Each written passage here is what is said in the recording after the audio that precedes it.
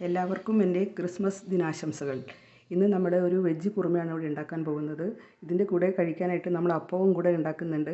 അപ്പോൾ വെജ് കുറുമയ്ക്ക് ആവശ്യമുള്ള സാധനങ്ങളെന്ന് പറഞ്ഞാൽ ഞാൻ കുറച്ച് ഒരു ക്യാരറ്റും ഒരു 3 ഉരുളക്കിഴങ്ങും കൂടെ ഇവിടെ നമ്മൾ അരിഞ്ഞെടുത്ത് അത് വേവിച്ച് വെച്ചിട്ടുണ്ട്. ഉപ്പിട്ട് വേവിച്ചതാണ്. പിന്നെ ഇതിന് വേണ്ടിയിട്ട് നമ്മൾ ഒരു 5 കരയാമ്പൂ എടുത്തിട്ടുണ്ട്, 4 കഷ്ണം കറുവാപ്പട്ട, സവാള ഒരെണ്ണം, ഒരു കഷ്ണം ഇഞ്ചി പൊടിയായി അരിഞ്ഞ് വെച്ചിട്ടുണ്ട്.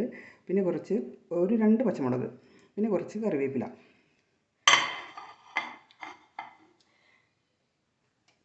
ആദ്യം നമുക്ക് കറുവാപ്പട്ടയും ഗ്രാമ്പൂവും കൂടെ നമുക്ക് ഒന്ന് ഫ്രൈ ചെയ്തെടുക്കാം. അതിനുശേഷം ഇഞ്ചി ചേർക്കാം.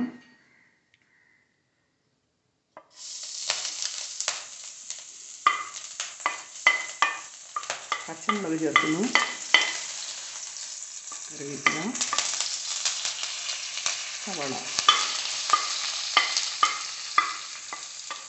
സവാള ഒന്ന് ചെറുതായിട്ട് മൂത്ത് വരട്ടെ.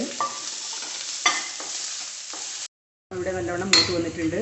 നമുക്കിനി ഒരു 1/2 ടീസ്പൂൺ ഗരം മസാല ചേർക്കാം. അതിനുശേഷം നമ്മൾ വേവിച്ച് വെച്ചിരിക്കുന്ന വെജിറ്റബിൾ ചേർത്ത് കൊടുക്കാം. പിന്നെ 1 കപ്പ് തേങ്ങാപ്പാലും കൂടെ ചേർക്കുന്നുണ്ട്. നമ്മുടെ ഉള്ളി സവാളയെല്ലാം നല്ലവണ്ണം മൂത്ത് വന്നിട്ടുണ്ട് ഇവിടെ. ഇനി നമുക്ക് വെജിറ്റബിൾസിലേക്ക് ഒഴിക്കാം.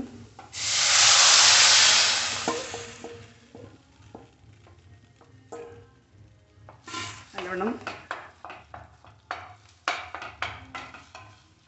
വെജിറ്റബിൾസ് എല്ലാം നല്ലവണ്ണം ഒന്ന്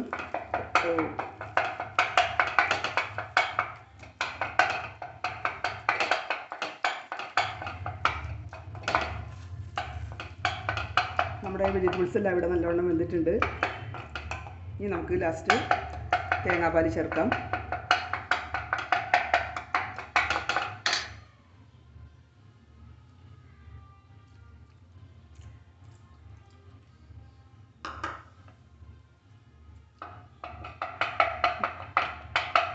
നമ്മുടെ വെജ് കുറുമ ഇവിടെ റെഡിയായി. നമ്മൾ ഉപ്പ് നോക്കിയില്ല. ഉരുളക്കിഴങ്ങിൻ്റെ കൂടെ നമ്മുടെ ഉപ്പ് ചേർത്തിട്ടുണ്ടായിരുന്നു. സ്വല്പം കുറവുണ്ട്, ഒരു പിഞ്ച് ഇത്ര ഇടുന്നുള്ളൂ. നമ്മുടെ വെജ് കുറുമ ഇവിടെ റെഡിയായി. ഇനി നമ്മളിതിൻ്റെ കൂടെ കഴിക്കാൻ അപ്പം കൂടി ഉണ്ടാക്കുന്നുണ്ട്. അപ്പം ഉണ്ടാക്കുന്നത് ഉണക്കലരി ഉപയോഗിച്ചാണ്, പച്ചരിയല്ല, ഉണക്കലരി. അപ്പോൾ അതുകൊണ്ട് കളറ് വ്യത്യാസമുണ്ട്. പാലപ്പം ഉണ്ടാക്കാം.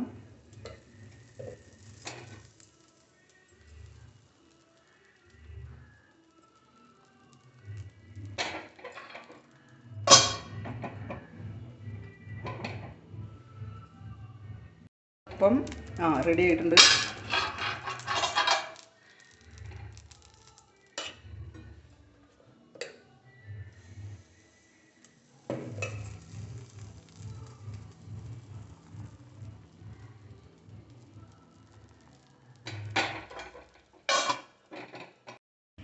നമ്മുടെ അപ്പം റെഡി ആയിട്ടുണ്ട്.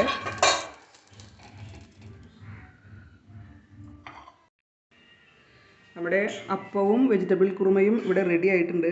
ഇത് നല്ല ഹെൽത്തി ആയിട്ടുള്ള ഒരു അപ്പമാണ്.